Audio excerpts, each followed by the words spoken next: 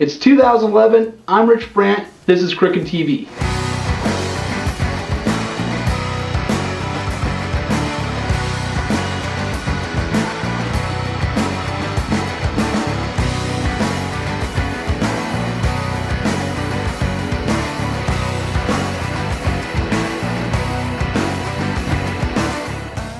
We're going to take a look back to see what the Crooks did in 2010 to get this whole thing started. 2010 was a big year.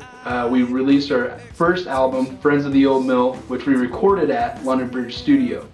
For me, the coolest thing about London Bridge Studio is, Alice in Chains, Blind Melon, Candlebox, and I could go on and on. Pretty much the whole 90s movement in Seattle up there on the wall.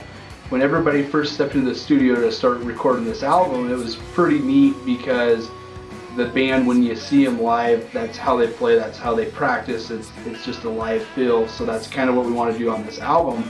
I think the coolest thing inside the studio was their 2-inch analog tape that we recorded, I think, 4 or 5 songs on, and the only way that you can really work with that type of sound is record it live. So when everybody stepped into the studio, they could see each other through the glass, so that way they could record live. We spent many nights until 4 or 5 in the morning putting this album together.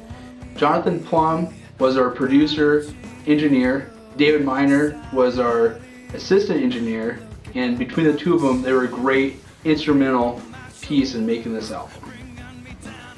After spending a month and a half in the studio working on Friends of the Old Mill, we released the album June 26th at the Nectar Lounge in Seattle, Washington, which was one of many shows we played in 2010 in Seattle.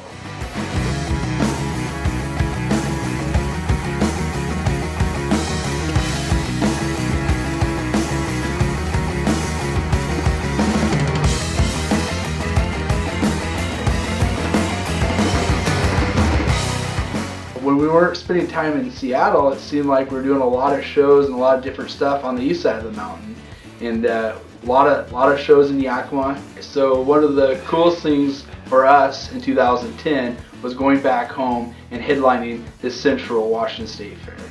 So another part of being on the road was going to all the different radio stations, and getting up early was one of the weird things for us, and playing music that early.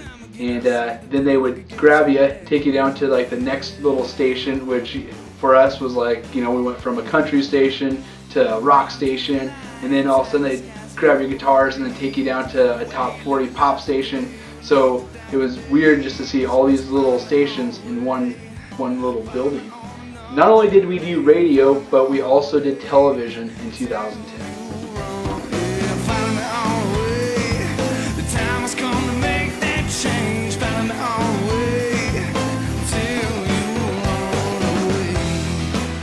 I've done enough talking about 2010, and I like to get into a little thing called the Montourage.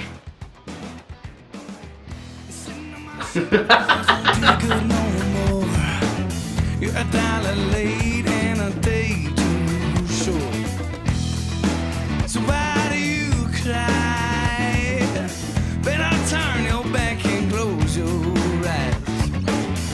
We might be on a windy road.